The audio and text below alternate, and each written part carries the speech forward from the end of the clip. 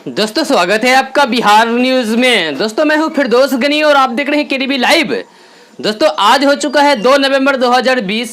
तो आज की बिहार की टॉप न्यूज लेकर आए हैं आपके लिए।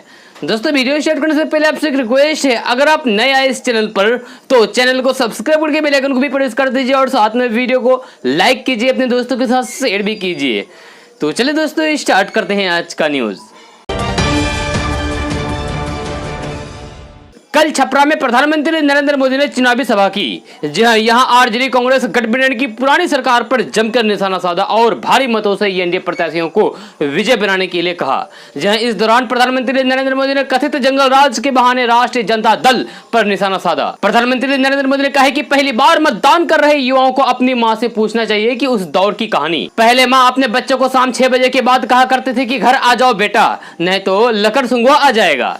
जहां पीएम मोदी ने कहा है कि बिहार में एक दौर में अपहरण का उद्योग काफी फल फूल गया था। उन्होंने युवाओं से अपील करते हुए कहा है कि मुझे विश्वास है कि आप अपने वोट से बिहार को फिर से बीमार होने से जरूर बचाएंगे।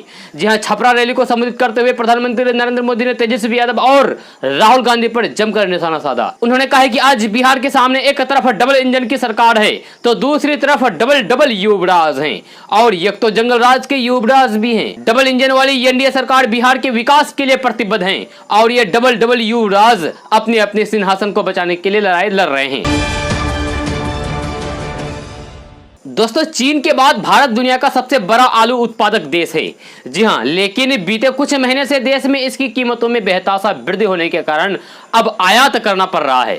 जी हां, आलू की कीमतों पर लगाम लगाने के लिए भूटान से आलू मंगाया जा रहा है। इसके लिए सरकार ने भूटान से 31 जनवरी 2021 तक बगैर लाइसेंस के आलू आयात करने की अनुमति दे दी है। मगर बड़े उत्पादकों में शुमार होने के बावजूद भी आलू की आपूर्ति का टोटा पड़ जाने से इस समय देश में आलू के दाम आसमान पर चढ़ गए हैं। जी हां, देश के कई शहरों में आलू का खुदरा भाव 50 रुपए प्रति किलो के ऊपर चला गया है। आलू के दाम में हुई इस वृद्धि की मुख्य वजह आपूर्ति में कमी बताई जा रही है। आखिर क्या वजह है कि हमारे देश भारत देश में आलू के उत्पादन में कमी आई है, तो चलिए जानते हैं। अधिकारियों से मिली जानकारी के अनुसार आलू का उत्पादन कम होने की 2 मुख्य वजह हैं। जी हां, पहली यह है कि पिछले साल सितंबर और अक्टूबर में बारिश होने से बुआई देर से हुई और फसल का रकबा भी उम्मीद से कम रहा। दूसरी वजह यह थी कि फरवरी महीने में बारिश होने से प्रति हेक्टेयर पैदावार पर असर पड़ा।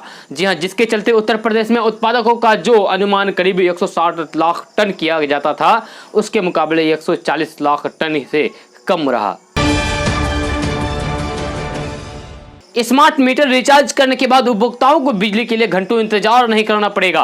जी हां, Bihar state power holding company meter को नई मोबाइल तकनीक से लेस कर रही है। यह तकनीक मीटर के नेटवर्क को कमजोर नहीं करने देगी। जी हां, मीटर को 24 घंटे पूरा नेटवर्क मिलेगा। इससे उपभोक्ताओं का मीटर रिचार्ज होते ही शीघ्र बिजली बहाल हो जाएगी। जी हां, इस योजना पर तेजी से काम चल रहा है। सभी मीटरों को इस तकनीक से लेस किया जाएगा। दरअसल स्मार्ट मीटर को रिचार्ज करने के बाद भी 2-2 दिन बिजली बहाल होने की दर्जनों शिकायत रोजाना आने लगी थी। इसके बाद बिजली कंपनी ने मीटर टेस्टर का काम शुरू किया और नेटवर्क की गड़बड़ी सामने आई। जी हां, राज्य भर में अभी 70,000 स्मार्ट मीटर लगाए जा चुके हैं। नॉर्थ बिहार में सबसे अधिक 45,000 मीटर लगे हैं। साउथ बिहार में पटना समेत अन्य जिलों में 25,000 लगे हैं। अभिनेता से राजनेता बने शत्रुघ्न सिन्हा ने रविवार को पीएम नरेंद्र मोदी पर मजाकिया अंदाज में तीखा हमला बोला है। जी हां, कांग्रेस नेता शत्रुघ्न सिन्हा ने अपने ट्विटर अकाउंट से 2 क्लिप को साझा किया, जिसमें लिखा है कि धरती पर 2 लोगों को ढूंढना असंभव है, एक तो मोदी के टीचर और दूसरा वह कस्टमर जिसने मोदी के हाथ से चाय पी हो। दूसरी क्लिप में लिखा है कि गलती पीठ की तरह ही होती है जो खुद के सिवाय सबको दिखती है। साथ ही शत्रुघ्न सिन्हा ने क्लिप को साझा करते हुए कैप्शन में लिखा है कि थकाऊ रविवार के दिन इन 2 क्लिप से रिलैक्स कीजिए और मजे लीजिए। दोस्तों आपको बता दूं कि शत्रुघ्न सिन्हा केंद्र की अटल बिहारी वाजपेयी सरकार में मंत्री रह चुके हैं। जी हां, शत्रुघ्न सिन्हा 1990 से 2015 तक चुनाव में भारतीय जनता पार्टी यानी कि बीजेपी के स्टार प्रचारक रहे हैं, लेकिन उन्होंने साल 2019 में कुछ मतभेदों के चलते भारतीय जनता पार्टी को अलविदा कह दिया। शत्रुघ्न सिन्हा 2019 के लोकसभा चुनाव में कांग्रेस के टिकट पर पटना से चुनाव लड़ा था। जी हां, लेकिन वे रविशंकर प्रसाद से हार गए। आपको बता दें कि कांग्रेस ने उनके बेटे लव सिन्हा को बिहार में बांकीपुर विधानसभा सीट से अपना उम्मीदवार बनाया है।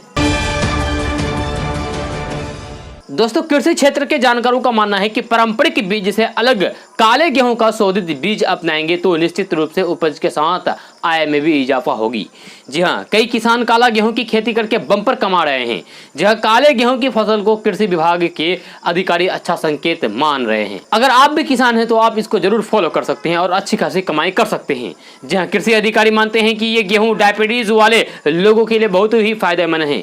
जी हाँ, मौजूदा समय में उत्तर प्रदेश के कई जिलों में धीरे धीरे काला गेहूं की फसल की बुआई का रकबा बढ़ रहा है। जहां वही हाल बिहार का भी है। बिहार में भी काला गेहूं की खेती काफी तेजी से बढ़ रहा है। कृषि वैज्ञानिकों का कहना है कि मौजूदा समय काला गेहूं खेती के लिए उपयुक्त है, क्योंकि इसकी खेती के लिए खेत में पर्याप्त नमी होनी चाहिए। किसान 30 नवंबर तक इस गेहूं की बुआई आसानी से कर सकते हैं।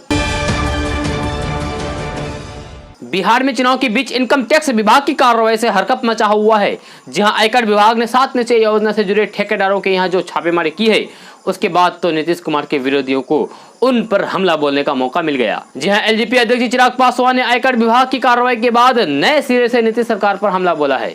चिराग पासवान ने कहा है कि 7 निश्चय में घोटाले की जो बात वे कह रहे थे, उसे इनकम टैक्स विभाग की कार्रवाई ने साबित कर दिया। चिराग पासवान ने कहा है कि नीतीश कुमार की 7 निश्चय योजना में केवल भ्रष्टाचार ही भ्रष्टाचार है। इस योजना के तहत बिहार में जमकर सरकारी पैसे की लूट हुई है और अब नीतीश कुमार इस बार फिर से 7 निश्चय पार्ट 2 लेकर आए हैं। जी हां, बिहार में बड़ा घोटाला करना चाहते हैं। पूर्व केंद्रीय मंत्री और राष्ट्रीय लोक समता पार्टी के प्रमुख उपेंद्र कुशवाहा ने दावा किया है कि बिहार में राजद और बीजेपी मिलकर सरकार बनाएंगे। जी हां, पटना में रविवार को पत्रकारों से बातचीत में उन्होंने कहा है कि मैं पूरी जिम्मेवारी के साथ कह रहा हूं कि 10 नवंबर को राजद और बीजेपी मिलकर सरकार बनाएंगे। उपेंद्र कुशवाहा ने कहा है कि दोनों दलों के बीच सांठ-गांठ हो चुकी है और सब लोग इस बात को 10 नवंबर को देखेंगे कि क्या हो रहा है। जहां लगे हाथों उपेंद्र कुशवाहा ने तेजस्वी यादव से भाजपा से मिलने का आरोप लगाते हुए कहा है कि राजद और भाजपा के बीच डील हो चुकी है। तेजस्वी यादव कैसे कह रहे हैं कि लालू यादव 9 नवंबर को जेल से बाहर हो जाएंगे और उनको बेल मिल जाएगा। दोस्तों, कल प्रधानमंत्री नरेंद्र मोदी जी से तेजस्वी यादव ने कई सवाल पूछे हैं। जी हां, जिसे जानना आपको बेहद ही जरूरी है, तो चलिए जानते हैं। जी हां, तेजस्वी यादव ने पूछा है कि प्रधानमंत्री जी बताएं कि नल जल योजना में लगातार शोर मचाने वाली बिहार की डबल इंजन सरकार कुल बजट का केवल 4% ही जल आपूर्ति और सैनिटेशन पर क्यों खर्च करती है। उस 4% का भी 70% हिस्सा भ्रष्टाचार की भेंट क्यों चढ़ जाता है। प्रधानमंत्री जी बताए कि देश के सबसे गरीब राज्य में से एक बिहार में कुपोषण और भूखमरी पर कुल बजट का 2% ही भी कम क्यों खर्च होता है। 15 वर्ष से एनडीए सरकार के रहने के बावजूद भी बिहार में कुपोषण और भूखमरी क्यों है। प्रधानमंत्री जी बताए कि बिहार बेरोजगारी का केंद्र क्यों है और बिहार में डबल इंजन सरकार में रिकॉर्ड तोड़ बेरोजगारी दर 46.6% क्यों है। प्रधानमंत्री जी बताए कि जून में उनके द्वारा घोषित गरीब कल्याण रोजगार अभियान का लाभ लॉकडाउन में बिहार लौटे श्रमिकों को क्यों नहीं मिला, क्यों बिहार के श्रमिक वापस दूसरे राज्य पलायन करने को मजबूर हुए। प्रधानमंत्री जी बताए कि मनरेगा योजना के अंतर्गत करवाए गए कार्यों का भुगतान श्रमिकों को पिछले 4 महीने से क्यों नहीं किया गया, कौन दोषी है, केंद्र या राज्य।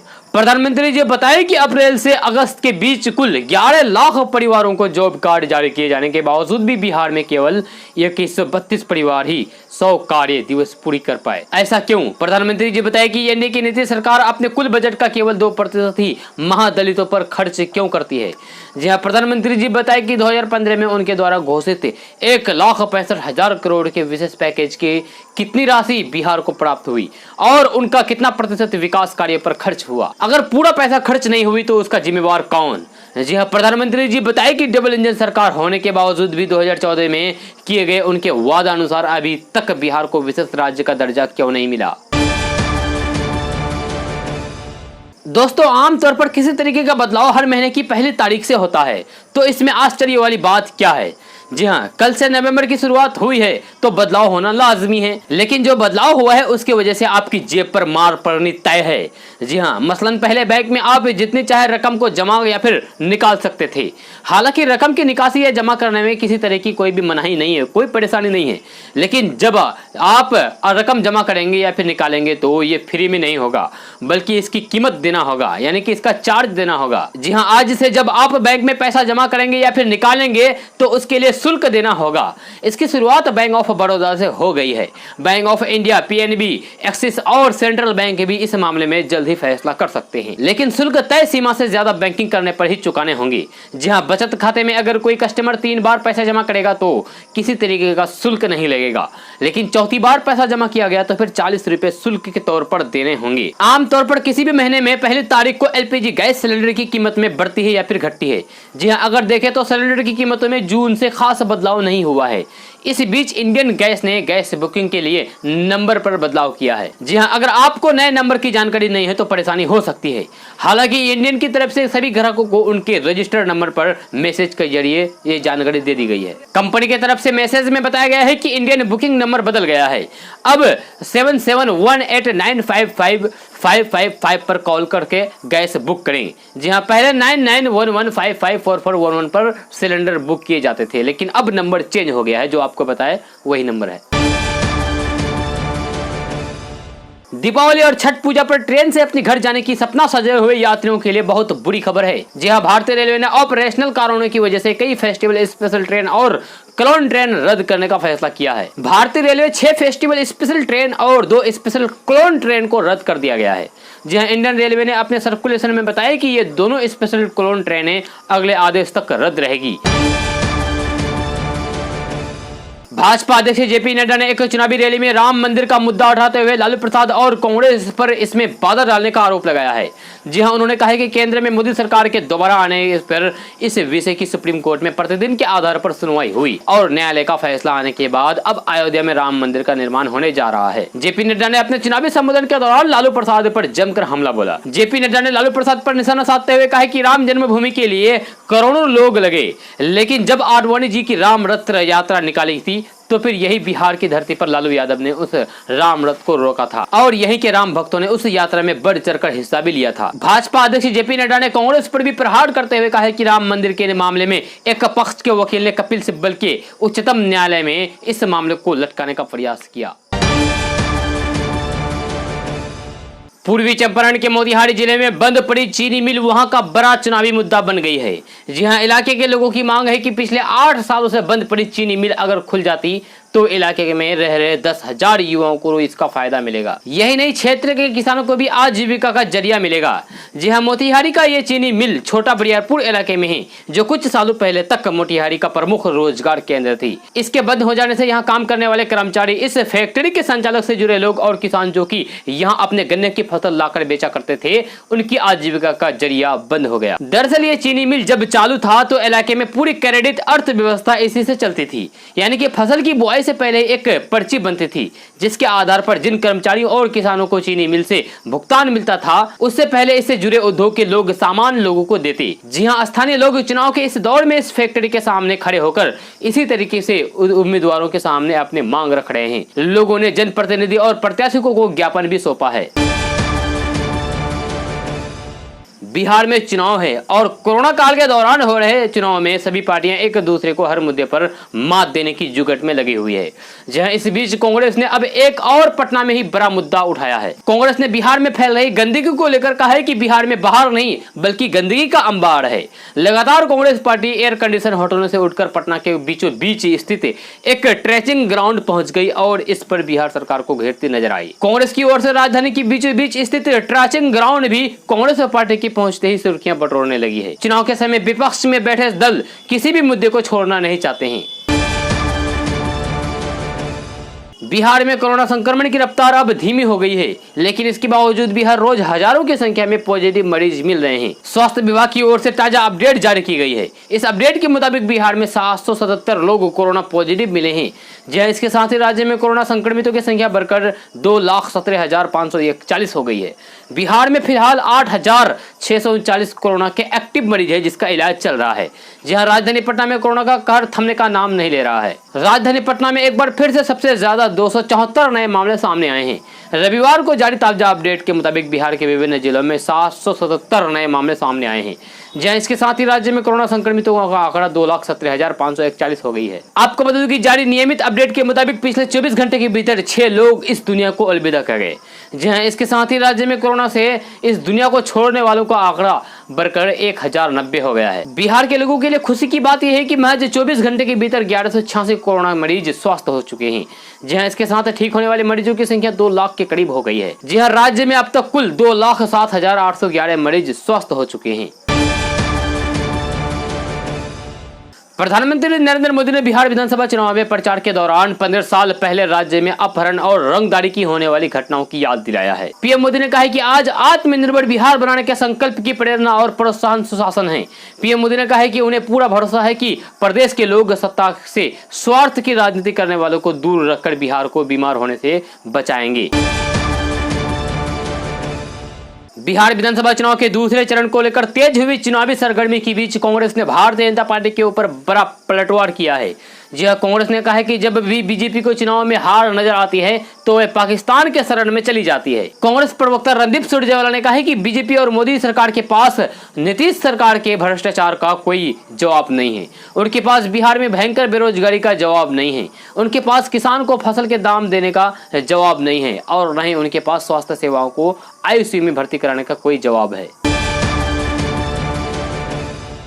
बिहार विधानसभा चुनाव में दूसरे चरण के लिए 3 नवंबर को 94 सीटों पर वोट डाले जाएंगे। सीमांचल के इलाके में भी एआईएमआईएम अपनी किस्मत आजमा रही है, जहां पार्टी प्रमुख असदुद्दीन ओवैसी ने कहा है कि इस चुनाव में उनका सभी राजनीतिक दलों से मुकाबला है। उन्होंने कहा है कि मुझे एनडीए और गठबंधन में कोई फर्क नजर नहीं आता, ये दोनों एक ही सिक्के के 2 पहलू हैं।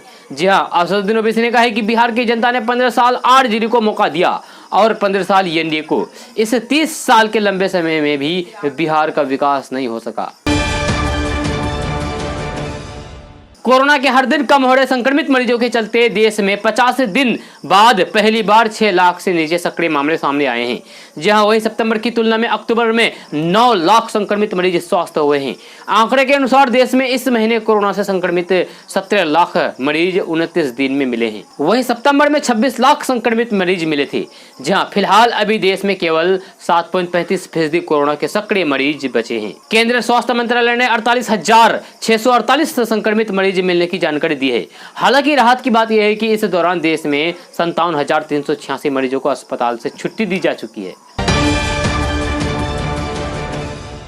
जन अधिकार पार्टी के राष्ट्रीय अध्यक्ष पप्पू यादव मुजफ्फरपुर के मीनापुर में कल मंच से भाषण दे रहे थे, जहां तभी मंच के अचानक टूट जाने पर उनके हाथ में चोट आ गई और दाएं हाथ में फ्रैक्चर हो गया। घटना के तुरंत बाद पप्पू यादव का स्थानीय स्तर पर प्राथमिक उपचार कराया गया। पार्टी की ओर से जारी विज्ञप्ति के अनुसार पप्पू यादव ने प्रशासन पर आरोप लगाया है कि सत्ता पक्ष के नेताओं की सुरक्षा का पूरा ध्यान रखा जाता है, लेकिन विपक्ष के नेताओं की सुरक्षा पर किसी का ध्यान नहीं होता है। आज मैं बाल बाल बचा हूँ, मेरे और मेरे पार्टियों के साथियों के साथ आज कोई भी अप्रिय घटना घट सकती थी। पप्पू यादव ने मंच टूटने के कारणों की जांच की मांग की है। बिहार विधानसभा चुनाव में राजनीतिक दलों के नेता अपनी जीत सुनिश्चित करने के लिए पूरी ताकत झोंक रहे हैं, जहां चुनावी मैदान में रोजगार, नौकरी, कोरोना वैक्सीन देने का वादा करके नेता जनता के बीच पहुंच रहे हैं। इसी बीच केंद्रीय मंत्री अश्विनी चौबे ने आरजेडी नेता तेजस्वी यादव को लेकर बड़ा बयान दिया है। मंत्री अश्विनी चौबे ने कहा है कि जो 10वीं फेल आदमी कैबिनेट सही से लिख भी नहीं सकते हैं और वे एक इंजीनियरिंग पास मुख्यमंत्री की आलोचना करते हैं। अश्विनी चौबे ने कहा है कि जो इंसान मुद्दों की समझ नहीं रखता, यहाँ तक कि जिसने 10वीं की परीक्षा भी पास नहीं की है, वह नीतीश कुमार की आलोचना करता है, जो कि एक शिक्षित इंजीनियर है। वह कैबिनेट सही से लिख भी नहीं सकते हैं। उनके पिता के पहले कैबिनेट ने 1 लाख नौकरी देने का वादा किया था, लेकिन उन्होंने उन लोगों से पैसे लिए और नौकरी के लिए उनके आवेदन आज भी कचरे में पड़े हैं। राष्ट्रीय जनता दल सुप्रीमो लालू प्रसाद यादव के बड़े पुत्र तेज प्रताप यादव अपनी वर्तमान सीट महुआ को छोड़कर समस्तीपुर की हसनपुर विधानसभा सीट से चुनावी रण में उतरे हैं, लेकिन यादव बहुल इस सीट पर जेडीयू से वर्तमान विधायक राजकुमार राय की चुनौती के कारण उनकी जीत आसान होने के आसार नहीं है। राजनीतिक गलियारों में चर्चा है कि तेज प्रताप यादव ने महुआ सीट इसलिए छोड़ी क्योंकि उन्हें लगता था कि उनकी पत्नी ऐश्वर्या राय वहां से चुनाव लड़ेंगी और उनकी चुनौती की आशंका थी। महुआ सीट पर परसा विधानसभा क्षेत्र लगा हुआ है, जो ऐश्वर्या राय के पिता चंद्रिका राय का घर माना जाता है, जहां तेज प्रताप यादव और ऐश्वर्या का विवाह 2018 में हुआ था, लेकिन ये ज्यादा दिन नहीं चल पाया। अभी दोनों की विवाह के विवाद का मामला अदालत में है। ऐश्वर्या राय परसा विधानसभा क्षेत्र में अपनी साथ लालू परिवार के कथित बुरे बर्ताव का मुद्दा उठा रही है और अपने लिए न्याय मांग रही है। जहां तेज प्रताप के लिए हसनपुर आसान सीट नहीं है, जहां इस सीट पर उनका मुकाबला नीतीश कुमार की पार्टी जेडीयू के उम्मीदवार एवं वर्तमान विधायक राजकुमार राय से है, जो 2010 से ही इस सीट का प्रतिनिधित्व कर रहे हैं। जहां यादव बहुल इस सीट पर पप्पू यादव की जन अधिकार पार्टी भी यादव जाति के उम्मीदवार अर्जुन यादव को मैदान में उतारा है, जहां पिछले चुनाव में भी हुए बतौर निर्दलीय प्रत्याशी चुनाव में उतरे थे।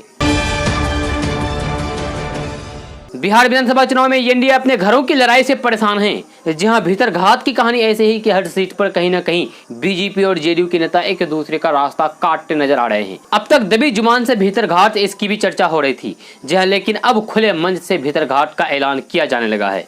जहां भागलपुर विधानसभा सीट पर जेडीयू सांसद के रवैये से बीजेपी खासा नाराज है। जहां भागलपुर में जिन सीटों पर बीजेपी ने उम्मीदवार उतारा है, वहां से जेडीयू सांसद का साथ नहीं मिल रहा है। जहां पार्टी का आरोप है कि जेडीयू के स्थानीय सांसद अजय मंडल बीजेपी का साथ नहीं दे रहे हैं। भागलपुर में जेडीयू और बीजेपी के बीच रिश्ते इतने बिगड़ चुके हैं कि चुनाव प्रचार के लिए पहुंचे डिप्टी सीएम सुशील कुमार मोदी को खुले मंच से स्थानीय सांसद अजय मंडल को चेतावनी देनी पड़ी। सुशील कुमार मोदी ने जेडीयू सांसद अजय मंडल को आड़े हाथों लेते हुए कहा कि मुझे मालूम है कि सांसद गठबंधन विरोधी काम कर रहे हैं। मैंने उनसे परसों फोन पर कहा था कि आप बीजेपी और जेडीयू के कारण ही सांसद बने हैं, लेकिन मुझे पता चला है कि आप मतदाताओं में भ्रम फैला रहे हैं। लोकसभा का चुनाव भी आएगा और उस वक्त आपको जवाब दिया जाएगा। बिहार जेडीयू के कार्यकारी अध्यक्ष अशोक चौधरी ने कहा है कि मतदाताओं के एक वर्ग में यह भावना हो सकती है कि 15 साल शासन करने के बाद नीतीश कुमार थक चुके हैं, लेकिन राज्य के लोग महागठबंधन के मुख्यमंत्री पद के उम्मीदवार तेजस्वी यादव के बजाय अब नीतीश कुमार के अनुभव को ही वरीयता देंगे। उन्होंने कहा कि नीतीश का ट्रैक रिकॉर्ड बेदाग रहा और इसलिए भी राज्य के लोग उन्हें फिर से चुनेंगे। नीतीश के विश्वास पात्र और पार्टी के दलित चेहरे में शामिल चौधरी ने बातचीत में कहा है कि नीतीश के खिलाफ बोलने के बाद लोजपा अध्यक्ष चिराग पासवान को एनडीए में शामिल नहीं किया जाएगा। बिहार के सारण में केंद्रीय रक्षा मंत्री राजनाथ सिंह ने जनसभा को संबोधित किया, जहां उन्होंने बनियापुर विधानसभा क्षेत्र में वीआईपी के प्रत्याशी वीरेंद्र ओझा के समर्थन में लोगों से वोट देने की अपील की।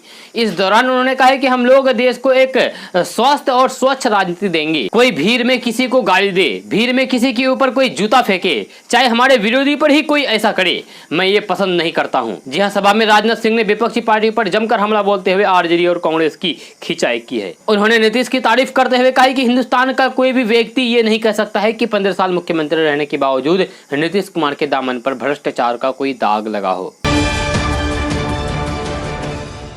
बिहार चुनाव के दूसरे चरण के मतदान में अब सिर्फ 2 दिन का ही समय बचा हुआ है। जहां हालांकि एनडीए और महागठबंधन के नेता लगातार रैली करके जनता को लुभाने की कोशिश में जुटे हुए हैं, जहां इनमें सबसे आगे नाम है राजद प्रमुख और महागठबंधन की ओर से मुख्यमंत्री पद के दावेदार तेजस्वी यादव का। इस चुनाव प्रचार में तेजस्वी यादव कल पिता लालू प्रसाद यादव का एक दिन में सर्वाधिक रैलियां करने का रिकॉर्ड ही तोड़ दिया है। जी हाँ, दरअसल लालू प्रसाद के नाम अब तक एक दिन में 16 रैलियां करने का रिकॉर्ड था, पर तेजस्वी यादव ने हेलीकॉप्टर से ही 17 प्रचार सभाओं में जाकर हिस्सा लिया। इसके अलावा अगर इसमें सड़क मार्ग से प्रचार रैलियों को जोड़ दें तो उन्होंने कुल 19 रैलियां की। जहां इस चुनाव में तेजस्वी यादव की लोकप्रियता का अंदाजा इसी बात से लगाया जा सकता है कि राजद प्रत्याशियों के साथ साथ कांग्रेस और वाम दल के उम्मीदवार भी उन्हें रैलियों में बुला रहे हैं। ऐसे में तेजस्वी यादव को पूरे दिन हेलीकॉप्टर में चढ़ने उतरने के लिए दौड़ भाग कर ही चुनावी सभा में पूरी करनी पड़ रही है। जी हाँ, तेजस्वी यादव ने अपनी मेहनत कश छवि के जरिए पिता लालू प्रसाद यादव के साये से खुद को निकालने के भी भरपूर प्रयास में जुटे हुए हैं। जन अधिकार पार्टी के राष्ट्रीय अध्यक्ष पप्पू यादव ने कहा है कि बिहार की जनता को यह मंथन करने की जरूरत है कि हमारा प्रदेश भूख, स्वास्थ्य, शिक्षा, कानून व्यवस्था, प्रति व्यक्ति आय के सूचकांकों में सबसे निचले स्थानों पर है। आपने 30 साल 2 नेताओं को दिया, 3 साल हमें दीजिए। हम कोर्ट में एफिडेविट देकर 3 साल मांग रहे हैं। जी हाँ, हमारी लड़ाई 30 साल बनाम 3 साल की है। अब बदलाव का समय है, आप बदलाव के लिए वोट करें। पप्पू यादव ने कहा है कि यदि हम सत्ता में आते हैं तो हमारी सरकार गरीब के घर में जन्म लेने वाली बेटी के नाम पर बैंक में 1 लाख का फिक्स डिपॉजिट जमा कराएगी। महिलाओं को सशक्त बनाने के लिए सरकारी नौकरी में 50% सीटें महिलाओं के लिए आरक्षित की जाएगी। तेजस्वी यादव और तेज प्रताप यादव पर हमला बोलते हुए उन्होंने कहा कि लॉकडाउन में दोनों युवराज कहां गायब हो गए थे। उस कठिन परिस्थिति में मैंने और मेरे पार्टी के कार्यकर्ताओं ने लाखों जरूरतमंदों तक राशन पहुंचाया है। दोस्तों आज का न्यूज़ बस ये था। कैसा लगा जरूर अपना सुझाव दीजिएगा नीचे कमेंट बॉक्स में कमेंट करके। अगर आप नए आए इस चैनल पर तो चैनल को सब्सक्राइब करके बेल आइकन को भी प्रेस कर दीजिए और साथ में वीडियो को लाइक कीजिए, अपने दोस्तों के साथ शेयर भी कीजिए। तो चलिए दोस्तों फिर मिलते हैं अगले वीडियो में। जय हिंद, जय बिहार।